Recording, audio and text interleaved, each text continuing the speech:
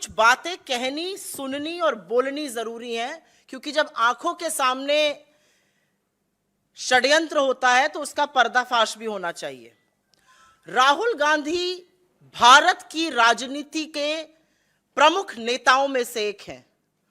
पहले सत्तारूढ़ दल में रहते हुए और फिर विपक्ष में रहते हुए उन्होंने आम जनता की आवाज बुलंदी से उठाने का काम किया है। 4 बार के चुने हुए इस देश के सांसद हैं, और जब 4 बार का चुना हुआ इस देश का सांसद एक विदेशी धरती पर कैम्ब्रिज यूनिवर्सिटी जैसे विश्वविख्यात शैक्षिक संस्थान में अमेरिका और चीन के बीच चलते द्वंद्व में भारत की क्या अहम भूमिका हो सकती है और भारत के लोकतंत्र की चर्चा करते हैं, तो मुझे लगता है कि वो इस देश का मान बढ़ाते हैं, इस देश का सीना चौड़ा करते हैं गर्व से, और इस देश के लोकतंत्र के, इस देश के मूल्यों के ध्वजवाहक बनते हैं।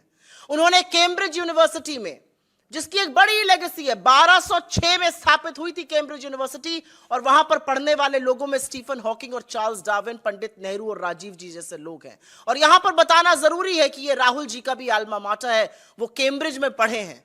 और वहां पर as visiting fellow at the Cambridge जज बिजनेस स्कूल जब वो वक्तव्य देते हैं कि भारत की एक अहम भूमिका है एक स्ट्राइफ रिडन, एक डाइवर्जेंट दुनिया में अमेरिका और चीन की खींचतान में भारत समन्वय स्थापित कर कर एक मजबूत स्तंभ बनेगा, तो मुझे लगता है यह देश के लिए गौरव की बात है। यह देश के लिए गौरव की बात है कि विदेशी धरती पर महात्मा गांधी की आवाज को गुंजाने का काम राहुल गांधी ने किया कैम्ब्रिज में। उन्होंने बताया कि हमारे देश के क्या मूल्य हैं जिस पे हमारा संविधान बना है और हमारे राष्ट्र का निर्माण हुआ है। लेकिन भारतीय जनता पार्टी, उनके आईटी सेल, उनके बददिमाग प्रवक्ताओं, उनकी समझ, उनकी सोची छोट और क्षुद्र राजनीति इन बातों को समझ नहीं सकती है। और अब मैं सिलसिलेवार तरीके से आपके सामने कुछ तथ्य रखना चाहती हूं। सवाल जवाब के दौरान अगर आप उसको डिस्प्यूट करना चाहिए तो बिल्कुल करिएगा। कांग्रेस पार्टी की प्रवक्ता होने के नाते टीवी डिबेट्स पर जाना होता है शाम को, और कल पूरे दिन भारतीय जनता पार्टी, उनके बददिमाग प्रवक्ता, उनके विक्षिप्त मंत्री लगातार लगे हुए थे। विदेशी धरती पर राहुल गांधी जी ने क्यों बोला, विदेशी धरती पर राहुल गांधी जी ने पेगासस का जिक्र क्यों किया।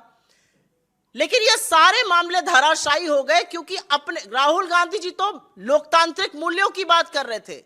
इनके आका ने तो ऐसी ऐसी बातें करी हैं कि सिर शर्म से झुक जाए। 2015 मई शंघाई गए, चीन के सामने कहते हैं देश के लोग का सर शर्म से झुक जाता है कि वो भारत में क्यों पैदा हुए, हमने क्या पाप किया था कि हम हिंदुस्तान में पैदा हुए। जब ऐसे वक्तव्य हम लोगों ने दिखलाए तो थोड़ा हमलावर कम हुए। लेकिन जब हम लोग टीवी डिबेट कर रहे थे 6 बजे तक यही था, विदेशी धरती पर, पेगासस पर भी बेचारे कुछ नहीं बोल सकते, क्योंकि जो जांच समिति सुप्रीम कोर्ट की थी उसने कोर्ट को बताया कि सरकार ने सहयोग ही नहीं किया। कौन से नरकंकाल छुपाना चाहते हैं हम नहीं जानते। अगर भाग था आपका दामन तो आते, जांच समिति के सामने बात करते। खैर, तो 6-6:15 बजे तक यही चल रहा था, विदेशी धरती, पेगासस, जो कि खोखला दावा और खोखले आक्षेप साबित हो रहे थे। एकदम से 6:15-6:30 बजे के बीच में ब्रेकिंग न्यूज हर चैनल पर और हर पोर्टल पे आने लगी, और यह आने लगा कि कैसे राहुल गांधी जी ने तथाकथित भाजपा के कहे अनुसार और कुछ चरण चुंबकों के कहे अनुसार चीन की तारीफ करी और पुलवामा के शहीदों की अवहेलना करी है।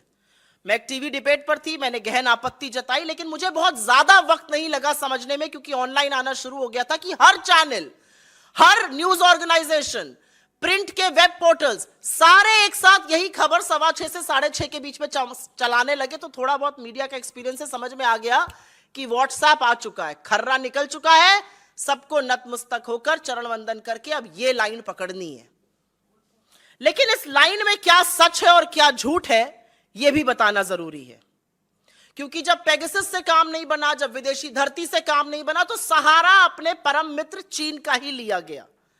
आपने खुद देख लिया है किसने क्या कहा, लेकिन दर्शकों के लिए, लोगों तक ये बात पहुंचाने के लिए मैं दोबारा से दोहरा भी देती हूं। राहुल गांधी जी कैम्ब्रिज यूनिवर्सिटी के जज बिजनेस स्कूल में बतौर विजिटिंग फेलो और भारत का एक नेता विजिटिंग फेलो बन के जाता है, ये अपने आप में गर्व की बात है, इससे सीना चौड़ा होना चाहिए, देश का मस्तक उठता है।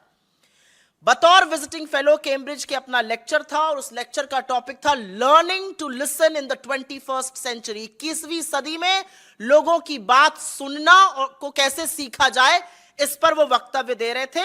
और उन्होंने जो सीखा भारत जोड़ो यात्रा के दौरान, कैसे उन्होंने अजनबियों की बातें सुनी, कैसे उन्होंने अपनी बात बंद करके लोगों की बात की ओर मुखरित हुए, लोगों ने क्या समस्याएं बताई, कितनी आत्मीयता से बात करी, किसी ने बेरोजगारी पर चर्चा करी, किसी ने महंगाई पे करी, किसी ने महिला सुरक्षा पे करी, किसी ने टूटते ताने बाने पर करी। इस पर लगातार उन्होंने एक वक्तव्य दिया और उस वक्तव्य में उन्होंने ये चर्चा करी कि कैसे ये विश्व अमेरिका और चीन की खींचतान में कहीं पर जूझ रहा है। और उन्होंने यह भी बोला कि इसी जूझते हुए विश्व में और इसी परिवेश में भारत की एक अहम भूमिका होगी, भारत का एक अहम किरदार होगा, एक अहम भूमिका होगी। और भारत की भूमिका होगी समन्वय स्थापित करने की, लोकतांत्रिक मूल्यों को इस विश्व को याद दिलाने की। उन्होंने आपने सुना भी, उन्होंने इस वक्तव्य में यह भी कहा, उन्होंने अमेरिका और चाइना की तुलना करी, अमेरिका के इनोवेशन की, चाइना के आईपी रेगुलेशन की। उन्होंने तुलना करी कि कैसे अमेरिका जो इकोनॉमी बना, the land of the free, और कैसे चीन जो था उसने प्रोडक्शन दुनिया का वहां पर लाया। उन्होंने कहा कि चीन की सरकार जो एक पार्टी के तौर से चलती है, कोर्सिव सिस्टम है, चीन की सरकार ने चीन के कारोबार में घुसपैठ करी है, लोगों के दैनिक जीवन में घुसपैठ करी, और इसी से उनके पास डेटा आता है जो लोकतांत्रिक देश नहीं कर सकते और नहीं करना चाहिए। उन्होंने कहा कि चाहे आर्टिफिशियल इंटेलिजेंस हो या साइबर वॉरफेयर हो, उसकी आधारशिला यहीं से आती है कि अनलाइक जो कॉरपोरेशंस अमेरिका ने बनाई, चीन ने उन कॉरपोरेशंस में सरकार को, तंत्र को घुसेड़ने का, लोगों के जीवन में घुसने का काम किया। और पुरजोर तरीके से कहा कि भारत की क्या अहम भूमिका होगी। उन्होंने आगे एक बहुत अहम बात कही जो हमने दिखाया। उन्होंने कहा दुनिया के लोकतांत्रिक देशों में 21वीं सदी में उत्पादन मतलब मैन्युफैक्चरिंग होनी ही पड़ेगी, क्योंकि जो मैन्युफैक्चरिंग की हब चीन बन गया है अपने कोर्सिव सिस्टम से, बलपूर्वक, कोई चू नहीं कर सकता, किसी की जमीन चली जाए कोई चू नहीं कर सकता लेबर लॉस के खिलाफ, जिसको उन्होंने कोर्सिव सिस्टम, आपके सामने मैंने दिखाया, उन्होंने जिसको कोर्सिव सिस्टम कहा। उन्होंने कहा विश्व के लोकतांत्रिक देशों में इंक्लूडिंग भारत में आपको उत्पादन बढ़ाना पड़ेगा, जिससे लोगों को नौकरियां मिले, जिससे आय बढ़े, जिससे लोग क्रियान्वित हों। और यह इसलिए करना पड़ेगा क्योंकि आर्थिक असमानता इतनी बढ़ गई है।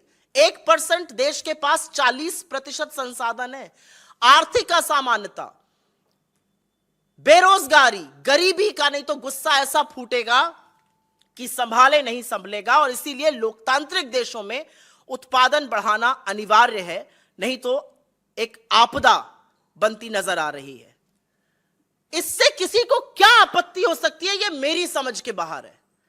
असल में तो अगर मैं सरकार में हूं तो मैं कहूं बिल्कुल सही बात कर रहे हैं, लगातार 2 तिमाही से मैन्युफैक्चरिंग नेगेटिव में चल रही है। जीडीपी का डेटा 4.4 दशमलव पर आ गया है और यह सुनने को तैयार नहीं है। इससे क्या आपत्ति है मुझे नहीं पता। और अब बात कर लेते हैं उस अमर प्रेम कथा की जिसके आपने कुछ अंश देखे। और वो ये मेरे शब्द नहीं है, ये मोदी जी के शब्द हैं। वो कहते हैं कि 2 वैश्विक नेताओं की, शी जिनपिंग की और उनके बीच में कितना अपनत्व है, कितनी आत्मीयता है, ये लोगों की समझ से बाहर की बात है। बिल्कुल सही कह रहे हैं, हम नहीं समझ पा रहे हैं इस बात को कि ऐसी कौन सी गलबहियां, ऐसा कौन सा इश्क है, ऐसा कौन सा प्रेम है, ऐसी कौन सा भाईचारा, ऐसी कौन सी आत्मीयता है कि इस देश का प्रधानमंत्री 20 जांबाजों की शहादत के बाद चीन का नाम नहीं ले पाते हैं।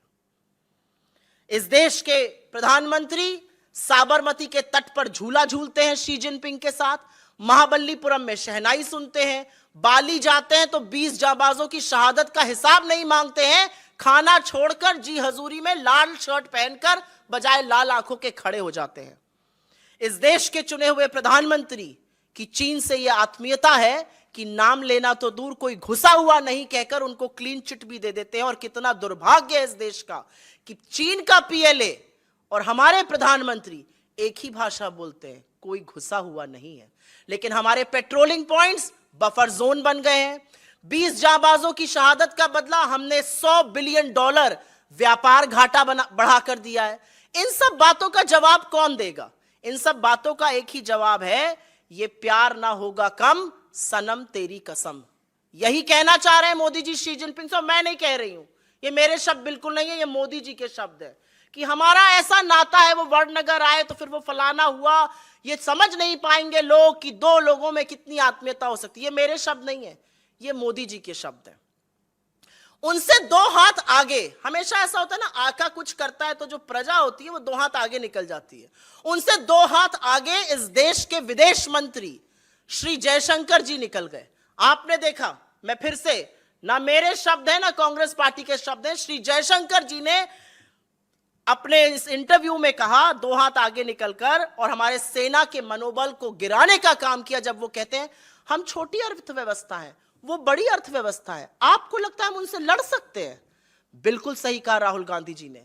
जब आजादी का आंदोलन हम लड़ रहे थे और शहादत दे रहे थे तो हमने ये नहीं सोचा था कि ब्रिटेन की हुकूमत बड़ी है, ब्रिटेन की अर्थव्यवस्था बड़ी है, उनसे हम कैसे लड़ेंगे। हमने सत्य और अहिंसा और देशभक्ति और राष्ट्र प्रेम के बल पर इस सरकार के ब्रिटानिया हुकूमत को घुटने टिकवाकर इस देश से विदाई करा दी थी। लेकिन ये लोग नहीं समझ सकते, क्योंकि आप जानते हैं कि उस समय माफीनामे और मुखबिरी की जा रही थी। मैं एक और बयान, और ये मेरे लिए थोड़ा सा व्यक्तिगत है क्योंकि मैं वहां पर थी, तो मैं जरूर इस बात का भी उल्लेख करना चाहती हूं। यह बात है पुलवामा वाले बयान की। आप विपक्ष के नेता को पॉलिसी पर, विपक्ष के नेता को उनके वक्तव्यों पर बिल्कुल घेरिए, लेकिन आप विपक्ष के नेता को घेरने का काम लोगों की जो शहादत हुई है उसके बल पर करेंगे तो यह स्वीकार्य नहीं है।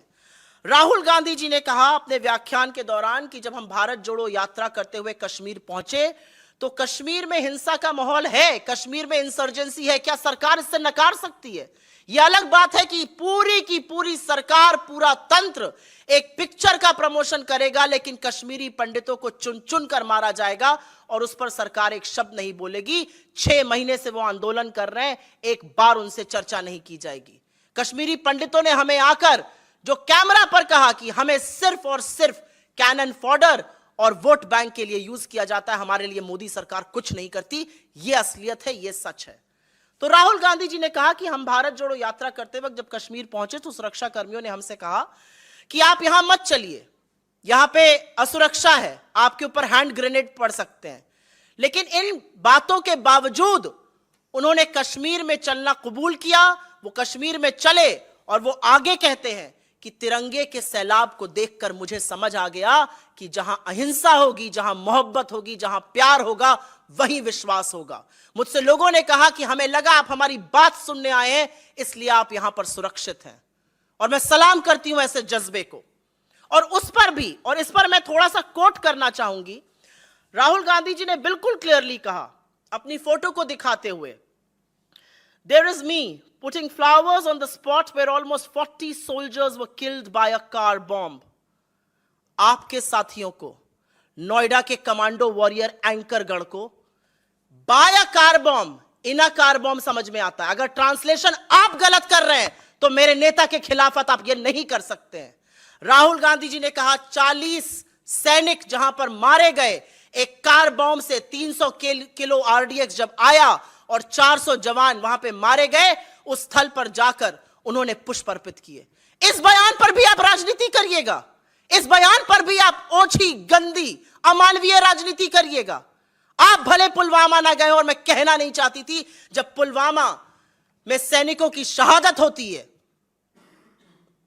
तो अमित शाह जी इलेक्शन रैली करते रहते हैं। हमने अपने सारे कार्यक्रम स्थगित कर दिए थे। अमित शाह जी इलेक्शन रैली करते हैं और इस देश का चुना हुआ प्रधानमंत्री man versus wild Jim Corbett में बेयर ग्रिल्स के साथ शूटिंग करते रहते हैं। तमामों घंटे के बावजूद भी प्रधानमंत्री मोदी ने अपनी शूटिंग नहीं रोकी, और जब पुलवामा में सैनिकों की शहादत हुई तो प्रधानमंत्री को कोई उनकी शूटिंग से डिस्टर्ब नहीं कर पाया था। हमारे नेता ने जाके वहां पर पुष्प अर्पित किया, आप उस पर हमें बोलेंगे? इस पर तो हम आपको ऐसा मुंह तोड़ जवाब देंगे कि आपको छुपने की जगह नहीं मिलेगी। और अंत में मैं एक बात जरूर कहूंगी कि कैम्ब्रिज यूनिवर्सिटी जैसे विश्व विख्यात संस्थान में जो 1206 में स्थापित हुआ, और जैसा कि मैंने आपको बताया जहां पर leading luminaries of our times पढ़कर निकले, चाहे उसमें पंडित नेहरू हो, चाहे राजीव जी हो, चाहे चार्ल्स डार्विन हो, चाहे स्टीफन हॉकिंग हो, चाहे अमर्त्य सेन जी की एसोसिएशन रही हो। एक जबरदस्त इंस्टीट्यूट है ये, और यहां का एक एलुमनाई, उनका एल्मा माटर है, वो खुद वहां पर पढ़े हुए हैं। वहां पर जाकर जब वो भारत के ध्वजवाहक बनते हैं, जब वो भारत की अहम भूमिका की दुनिया में बात करते हैं, तो सिर्फ एक बात समझ में आती है, भारतीय जनता पार्टी के आरोप और उनका जो विद्रूप राजनीति है, वो या तो उनको समझ में नहीं आया कि वो क्या कह गए, लेकिन मैं उनको जरूर कहूंगी, नफरत के इस बाजार से निकलिए, अपने ज्ञान चक्षु खोलिए, अपने ऊपर एक एहसान करिए, वो 1 घंटे 1 मिनट का वक्तव्य सुनिए, आप भी बहुत सीखिएगा, इस देश को सिखाइएगा और अपने बच्चों को सिखाने लायक रहिएगा। क्योंकि चीन पर सवालों की बौछार है और उन सवालों से आप बच नहीं सकते, यह भी एक तथ्य है।